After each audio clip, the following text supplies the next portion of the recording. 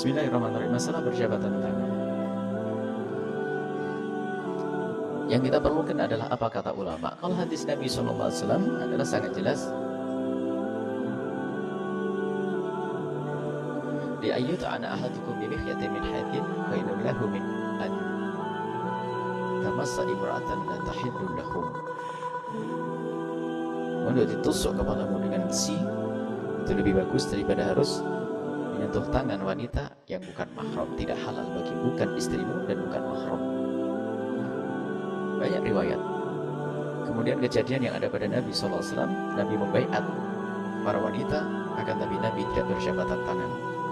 Jumhur ulama, fuqaha madzhabul arba'ah, semuanya, mohon maaf, keluarkan, mari kita keluar dari hawa nafsu kita.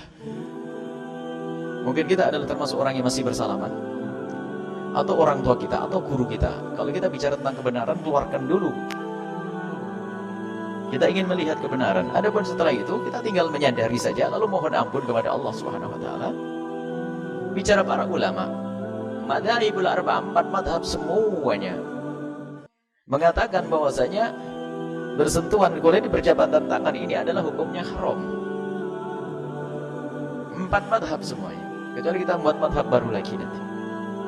Lihat semuanya. Urusan membatalkan wudu, tidak membatalkan wudu, ini bab lain itu. Ini bab masalah wudu. Kalau menurut mazhab Imam Malik, bersentuhan tidak membatalkan wudu berarti itu memperkenankan berjabatan tangan. Oh tidak, jabatan tangan urusannya lain. Jadi ini disepakati 4 mazhab seperti itu. Hukumnya berjabatan tangan adalah haram lagi dengan perempuan yang bukan mahramnya. Yang bukan mahramnya. Itu hukum. Kemudian bagaimana kita ini? Loh, tapi kok kiai itulah, ini sudah mulai jahat ini, nilai orang. Kok kiai itu salaman? Tidak usah membawa-bawa kiai dan sebagainya. Apalagi dalam kajian ilmiah, seorang mujtahid itu perilakunya pun tidak menjadi hujah. Hanya Nabi saja yang bisa jadi hujah. Misalnya Imam Syafi'i melakukan sesuatu tidak jadi hujah. Yang jadi hujah adalah fatwanya. Fatwanya ulama. Jadi kalau ada ulama bersalaman, ulama melakukan, bukan hujah. Tidak harus kita tiru. Kenapa? Bukan. Omongannya yang berdasarkan dengan ilmu, itulah yang kita jadikan hujjah. Begini adalah masalah berjabatan tangan. Kemudian setelah itu, sudahlah, jangan biasa merendahkan orang lain. Mungkin Anda termasuk orang yang sudah bisa menjaga tidak berjabatan tangan kepada siapapun. Tapi tugasmu bukan untuk merendahkan orang lain.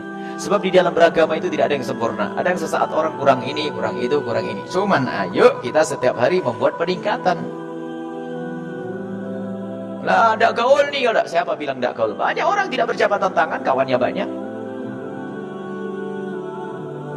Orang itu tersinggung lah. Masalah tersinggung dan tidak tersinggung justru itu menunjukkan kepiawaianmu dalam menolak. Bagaimana ada orang engkau tolak tapi dia tidak tersinggung, berarti kamu cerdas, hebat tuh. Ini adalah masalah kecanggihan, kecerdasan kita, kepandaian dalam kita menolak barang bersalaman. Apalagi urusan dengan orang Sunda mah enak, gini tak sudah paham, paling enak sama ini. Oh, berarti sudah salamannya begini. Sampai kebablasan sama laki-laki begini, laki-laki dengan laki-laki. Wah, ini kacau ini. Oh, lagi salaman yang benar. Lagi ini. Loh. Ini adalah hukum. Kemudian memandang orang lain, tolong jangan memandang merendahkan. Mungkin Anda termasuk orang yang sudah meninggalkan berjabatan tangan. Kalau seorang alim ini melakukan itu semuanya, bukan hujjah. Ini sudah disepakati pembahasan usul fikih, bukan hujjah. Jangan kalau alim biasa zaman sekarang, mujtahid, perbuatan mujtahid bukan hujjah. Fatwanya yang akan kita jadikan hujjah, dan fatwa pun dikembalikan kepada dalilnya, adalah harus ada nas, ada sandaran-sandaran dalilnya. Tapi tolong jangan menilai orang lain. Akan tapi ketahuilah, jika kita termasuk orang yang masih biasa berjabatan tangan, ayo kita perlahan mengurangi dan sebagainya. Ngurangi.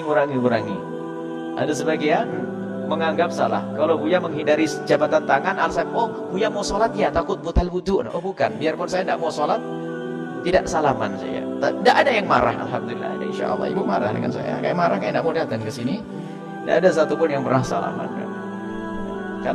Karena urusan salaman bukan penghargaan, tidak harus dengan salaman. Dengan pertanyaan berikutnya tadi, apakah kita menghargai orang harus bersalaman? Ada mas kampung di Cina itu, ada yang salaman itu adalah celah, aib. Ada orang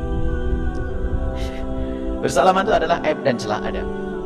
Jadi salaman bukan ukuran bagaimana orang memuliakan, akan tapi yang disyariatkan itulah memuliakan. Laki dengan laki bersalaman, kalau perlu mencium tangan jika itu orang tua, mu'anaqah berpelukan jika kita jarang ketemu dalam keadaan yang memungkinkan. Tapi kalau hendaknya, ayo kita perlahan untuk menghindar sedikit demi sedikit. Mungkin karena terlalu dekat kita dengan sepupu dan sebagainya, ya kalau begitu kita kurangi. Paling tidak harus ada perubahan. Namanya kita ingin meniti kemuliaan sedikit demi sedikit. Kalau spontan berat nanti. Dan tidak usah sok mentang-mentang belajar ngaji, ngerti musafahah, berjabatan salam, berjabatan haram, gaya soflah tidak mau, dosa-dosa. Biasa saja, kok sok bener ini. Ini berlebihan, gak usah berlebihan. Gimana kita menghindar dengan penuh kelembutan sampai orang itu faham. Gak usah kayak sok, astagfirullahaladzim, maaf. Ini santri gak bener itu, malah menjadikan orang jijik dengan kebenaran. Memangnya begitu Islam mengajarkan? Kok kayak apa saja? Gimana baik? Orang ada masalah gue, saya sehat, itu sudah mundur sendiri, masya Allah. Baik, jadi kecerdasan kita di dalam menolak. Ini adalah hukum madzhabul arba', 4 madhab. Sudah jelas tidak ada madhab yang memperkenankan 4 madhab.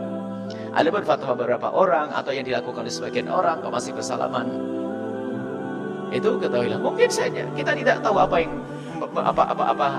alasan mereka. Mungkin alasan mereka karena subhanallah ini orang yang tidak bisa saya tolak karena mungkin akan kecewa hatinya. Kita juga tidak ngerti. Atau mungkin beliau juga sudah menangis di malam hari karena susah untuk menghindar, karena kebiasaannya dari dulu. Sudahlah, pokoknya jangan nilai orang. Kita ingin berubah, sudah repot tadi kalau kita hanya ngurusi orang. Kita perlu ngurusi aku ini lo waktu yang punya kotoran tadi, nggak usah lihat kotoran orang. Kalau hari ini kita masih bersalaman, yuk kita perlahan berubah.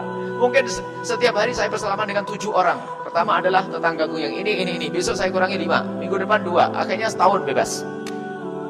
Baik, itu saja insya Allah.